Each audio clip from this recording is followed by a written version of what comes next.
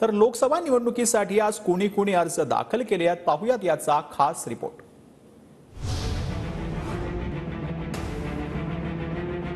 बारामतीतून सुनेत्रा पवारांचा उमेदवारी अर्ज दाखल। अर्ज भरण्यापूर्वी अजित पवार, शिंदे आणि फडणवीसांच्या उपस्थितीत सभा। आज बारामती लोकसभा मतदारसंघातून मी उमेदवारीचा अर्ज भरलेला आहे। लोकांचा प्रचंड प्रतिसाद आहे। महायुतीच्या सर्वच मोठ्या नेत्यांचा मोठा सपोर्ट आहे, आपल्याला सगळ्यांना दिसलेला आहे। त्यामुळे नक्कीच विजय हा चांगला प्रकारचा असू शकतो। बारामतीतून सुप्रिया सुळे, शिरूरमधून कोल्हे आणि पुण्यातून धंगेकरांनी भरला उमेदवारी अर्ज। अर्ज भरल्यानंतर पुण्यात मवियाचं जोरदार शक्ती प्रदर्शन।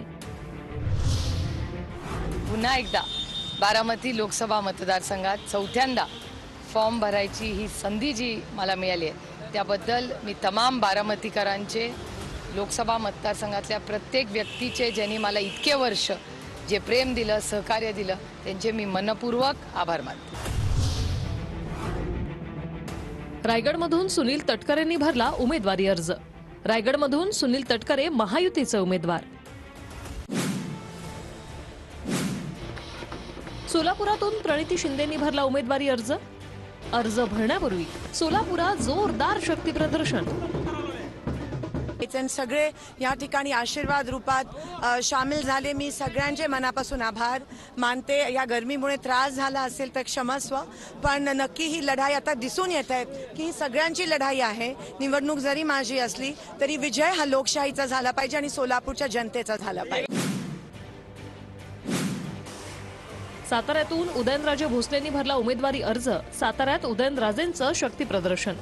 शक्ती प्रदर्शन करताना उदयनराजे आणि बंधू शिवेंद्र राजेंनी हाकला प्रचाराचा बैलगाडा।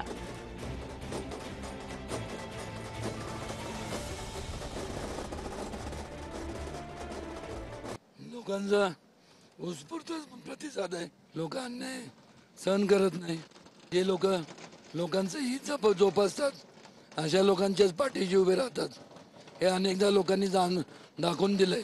इथं सुद्धा काय वेगळं होणार नाही, इथं तेच होणार आहे। सांगलीत संजय काका पाटलांनी भरला उमेदवारी अर्ज। अर्ज भरण्यापूर्वी सांगलीत भाजपचं जोरदार शक्ती प्रदर्शन। 2 टर्मचा कारभार हा अतिशय विकासाच्या दृष्टीने, गतिमान विकास करण्याच्या दृष्टीने केलेला आहे। त्याची पोचपावती निश्चितपणाने भारतीय जनता पार्टी आणि आमचे सगळे मित्र पक्ष, घटक पक्ष यांच्या माध्यमातून आपणाला तिसऱ्यांदा मोठ्या मताधिक्याने लोक याच्यामध्ये निवडून देतील।